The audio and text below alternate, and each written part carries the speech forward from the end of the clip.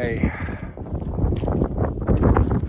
rather bleak place, and that building is, I believe, what amounts to a station and waiting area. So now I have to wait for them to take this train, fill it up with iron ore, come back, and then I get on and I go back to Chome. I have no idea how long it's going to take. Right, as it turns out, that is an administration building. That's my guess anyway. So I'm just going to chill here in the shade. I'm reliably informed that the train leaves. It's about to depart to go to the mine to fill up with iron ore. I think we're in about the right place to get on close to the front here. And I'm reliably informed that it leaves about 2 o'clock, just in 4 hours, which is not bad, actually. Fortunately, of course, I have food. I have still got 3 litres of water left, plan ahead, and I have a power bank, I have vape liquid, and I have entire movies downloaded onto both my phone and my iPad. I think I'm going to watch my phone though. And I also have a book of Michelangelo's sonnets in my pack, which is rather attractive right now. Anyway, also, I have found, power bank now, a piece of marble encrusted with iron oxide, which I do believe I'm going to keep. Anyway, so I'm going to settle in. I do have Shosu, who is the Nihonjin kid who hopped onto the train with me yesterday. He got off at Chome, I carried on to here, and he left his blanket behind. I imagine probably deliberately, or at least it was 5 AM and he forgot. So I have both his blanket and my blanket, which is going to make for some comfortable cushions. Anyway, right now I'm hungry. I imagine what I'm going to do is smush vashki between fruit biscuits and see if that works.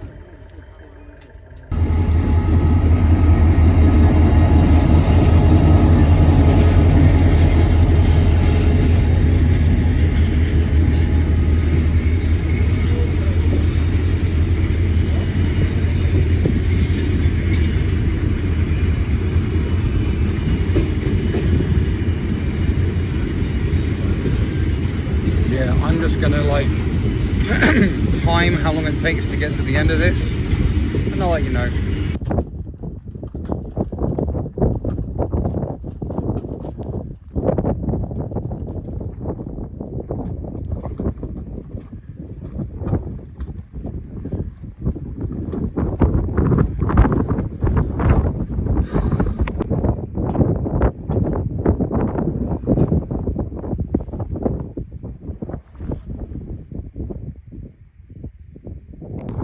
Okay, so I'm completely alone here. Everyone who got off the train has taken a taxi into Zoérat, which is the small frontier town, as it were. If I screamed my absolute loudest scream, no one would hear me. It's kind of fun. Anyway, so this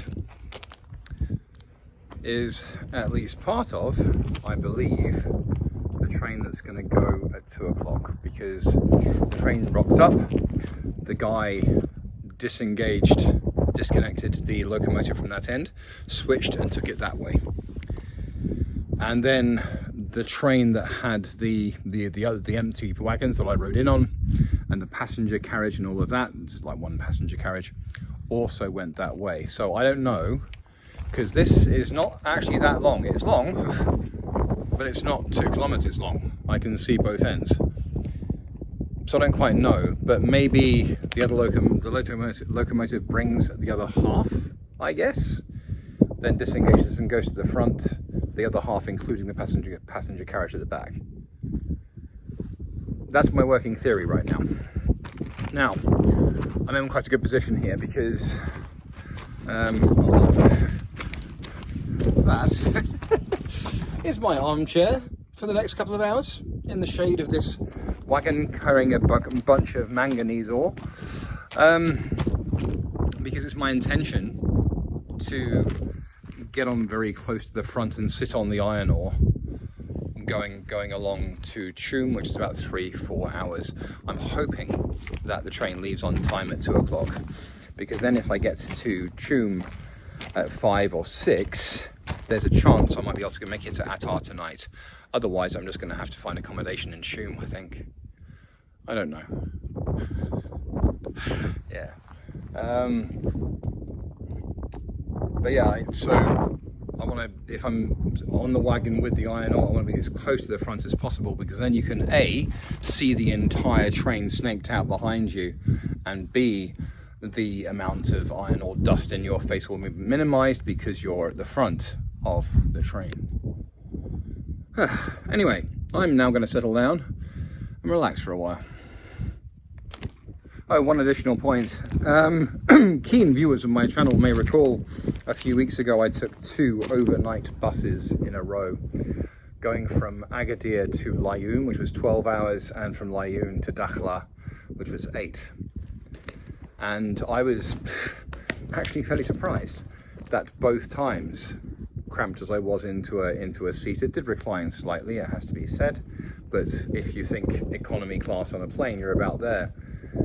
That I slept as well as I did, but I got off both times feeling fine, feeling good. And the same thing happened last night. I was wrapped up fairly warmly in my burnous. I did have a blanket to lie on, and I was woken up more than once by the train braking to stop. It makes very brief stops along the way at little villages, and so forth. But I feel good. I feel really good. One of my mild concerns before starting this trip, because this is a trip. Last year was Europe. That was traveling. This is a trip. Was that, as I said before, I haven't pulled anything like this in a very long time, and 24-year-old Jeff cramped up, having dropped 2 Valium that he got across the counter in Vietnam in some tiny matatu. They call it the open bus. Essentially driving overnight, because Vietnam is a smorgasbord, a massive spaghetti junction style of roads going through the mountains. And in 3rd class on a train going across Tanzania for 33 hours, that was fun.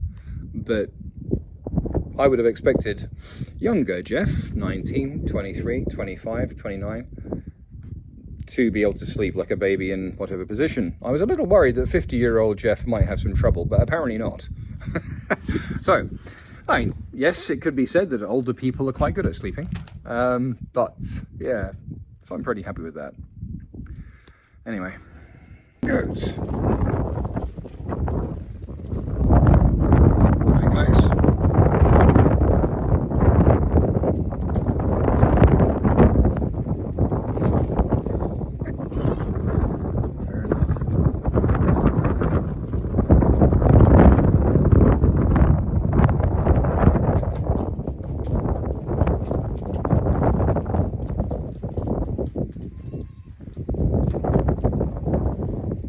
This is a mother and kid literally having a conversation.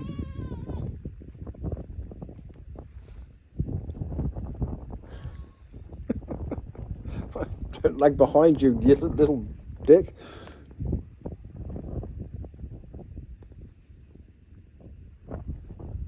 See, now the trains here are filled with iron ore. This thing I just found on the ground is very nearly just a piece of iron. It's got to be 1.5 kilos, and it just looks like a piece of pig iron that's got some inclusions and some stuff, some impurities involved. But my God, if I could take this with me, I would, man. But I can't afford to lug 1.5 kilos of iron around for the next 8 months. But it's so cool. Anyway. Just gone midday. Ostensibly, I have 2 hours more to wait. That went very fast. Actually, I'm enjoying myself thoroughly here. So 2 o'clock, maybe, if I get lucky. I think yesterday the train left at 4, and it was supposed to leave at 2. So might be a similar situation, might be much longer, but who knows? Because I have time, because I'm relaxed, and crucially, because there's absolutely no one around, I'm having a cigar. Honestly, I'd feel like a bit of a dick smoking a cigar in this kind of environment on a regular day, let alone the white days of Ramadan. So there's absolutely no one at all around for hundreds and hundreds of meters. Anyway, if ever there was a time for a good cigar. All right, so I figured I'd get a start on. A few people, notably my girl Bethany, have asked about the rules that I occasionally talk about, and suggested that I tell you about them. And my rules for surviving travelling. And seeing as I am absolutely the only traveller for a 500-mile radius in any given direction, I think it's fair.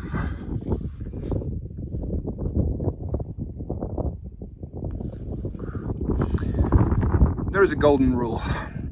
The golden rule, of course, is don't die. It might seem obvious, but when you push the edge a little bit, it's the golden rule. Stated golden rule of a personal hero of mine, actually. But you can go places other people don't. You can take risks, calculated risks. You can throw yourself off the edge of the world if you want to, but don't die. Golden rule. But rule number 1. Never, ever break your own rules. Never ever break your own rules. Rule number 2. You will absolutely break every single rule that you have, except hopefully for the golden rule, because it happens. You will break every rule.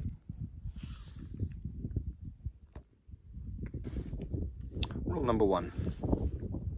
Never, ever break your own rules. It will bite you in the ass every single time. Never break your own rules. Rule number 2.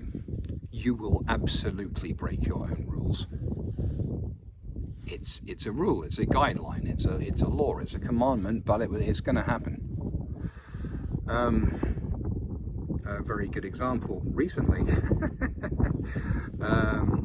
This is when I was in Marrakesh, and I thought that I had, because I had just been taking stuff off my bed and putting it in my pack, I thought that I was done, and I didn't do a final idiot check of my area of the dorm.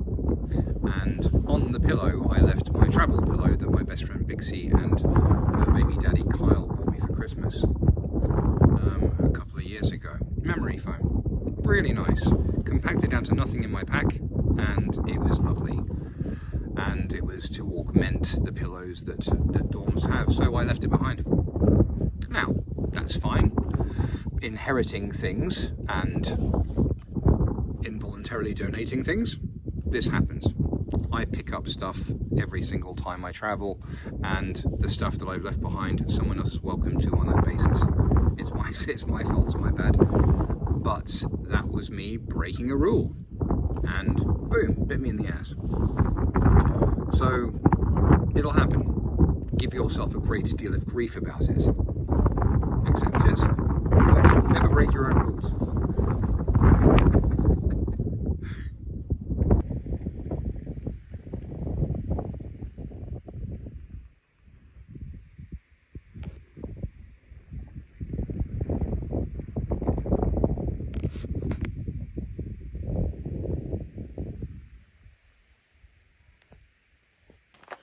Rule number 3, assumption is the mother of all fuck-ups. This one covers an abundance of sins. So many things are covered by this one. But it's really very simple. It can be something small that's just annoying. It can be something big that will kill you dead. Literally, it just covers everything. For example, yesterday at the train station in Nouadhibou, it's literally just for this train. I think there are about 30 odd people waiting for it. And there were two ladies, Senegalese, I believe, they had stalls opposite sides of the doors to the waiting area. And they were, selling, snacks and things, drinks, and all that sort of stuff. And they actually had a little stove set up for tea and making someone egg sandwiches. Anyway, the point being is that on the way out, I did actually buy a couple of things. I bought some Orbit chewing gum, because one thing I've learned is that being out in the bush a little bit, it does kind of create a bad taste in your mouth sometimes. And also a bar of bubbly super dark chocolate. But on the way to the train, she actually said, "Monsieur, de l'eau," offering to sell me water. And I said no thank you, because I had 3 1.5 litre bottles. I haven't even made it through half of that yet. So I still have, this is my, well actually no, I have just now. I still have, on that basis, 2 full litres of water. I went half again more than I thought I would need. So I didn't need it, but don't assume that the place that you arrive in, I did actually think that may have been like a waiting place, but no, this is just literally an industrial train stop. That's it. So had I assumed, I didn't, that there would be someone selling water here, that would have been a mistake. And a potentially costly mistake. Although there are enough people around here to get you water. I'm not saying they're not, but it's a thing. So yeah, that's a very big one. Assumption is the mother of all fuck-ups.